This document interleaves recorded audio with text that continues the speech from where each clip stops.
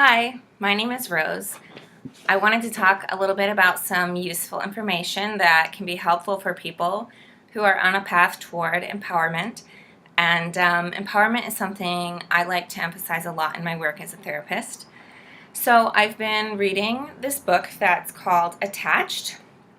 This is what it looks like. It is by Amir Levine and Rachel Heller. And a really interesting concept that they go over in this book is called the dependency paradox. I think it's really cool. It's something that I just learned about for the first time, and I think it's really relevant to a huge chunk of the population that I see in therapy, as well as the population in general. So what it kind of talks about is how everybody has a unique set of needs, and how needs are really valid by definition. An example of a need can be, I need a big long hug from my loved one before I go into an important job interview. And what the dependency paradox suggests is that the more your needs are met by the people in your life, the more independent you'll actually become. So, for example, if you get that hug that you need before your job interview, you'll be more likely to set out as an individual, get in your car, drive to your interview, and do well.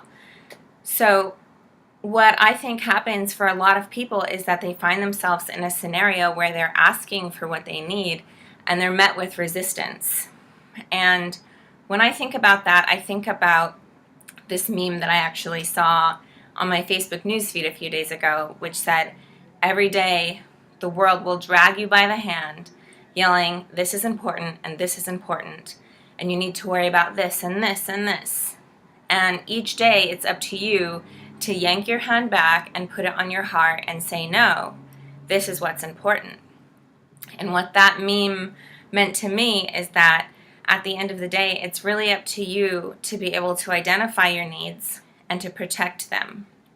For a lot of people, identifying their needs is an especially difficult task because they've never really sat down and thought about it before.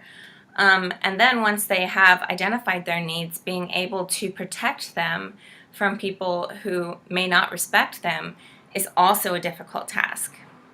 So the good news is that if this is something that might be important to you to do, then therapy can be a really useful tool for learning how to identify your needs and then how to protect them.